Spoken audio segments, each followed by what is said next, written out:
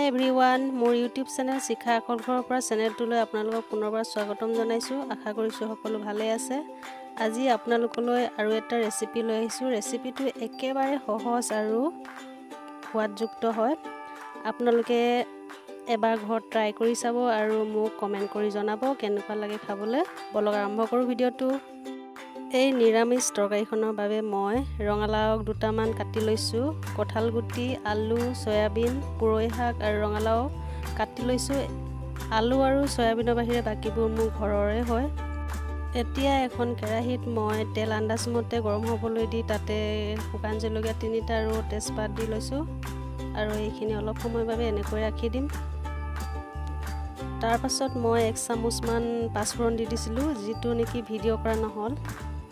এইখিনি ভালদৰে কলা পৰি যোৱাৰ পাছত ইয়াতে থেতেলে লোৱা আদা দি দিছো আৰু কেঁচা গোন্ধটো যাবলৈ অলপ সময় ভাজি লৈছো।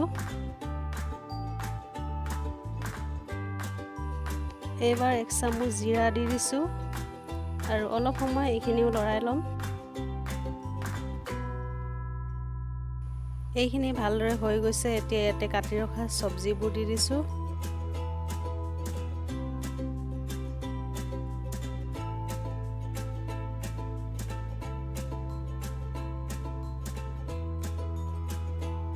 এতিয়া এইখিনি মই ভালদৰে লৰাই লম।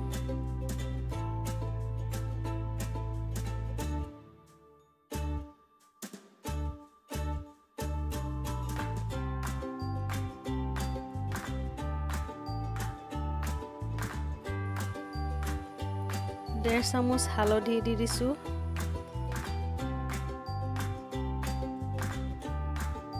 সোৱাদ অনুযায়ী দি দিছো 1 চামুচ নিমখ। হালধি নিমখ দি ভালদৰে লৰাই লৈছো 1 মিনিটৰ বাবে।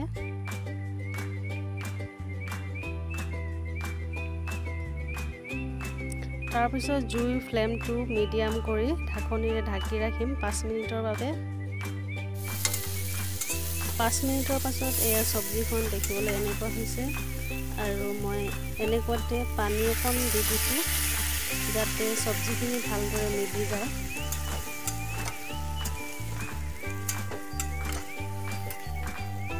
এই সবজিখন আপোনালোকে যিমানে লৰাব সিমানেই খাবলৈ টেষ্টি হ'ব। আৰু ইয়াতে দি দিছো চেনি, যিহেতু নিৰামিষ তৰকাৰী চেনি নিদিলে একদম ভাল নালাগিব, সেইকাৰণে 1 চামুচ চেনি দি দিছো আৰু লৰাই লৈছো ভালদৰে আৰু ঢাকনিৰে ঢাকি ৰাখিছো। প্ৰায় 15 মিনিট এনেকৈ ঢাকি সিজোৱাৰ পাছত মোৰ তৰকাৰীখন ৰেডি হৈ গ'ল আৰু এতিয়া গেছটো অফ কৰি মই এইখিনি অলপ সময় ঠাণ্ডা হ'বলৈ দিম।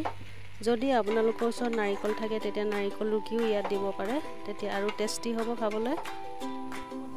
এতিয়া মই এটা পাত্ৰত এই সবজিখন নমাই লৈছো।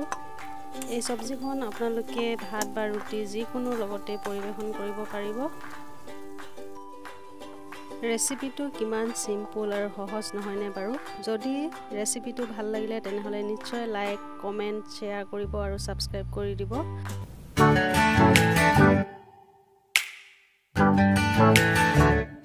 Flavors of love.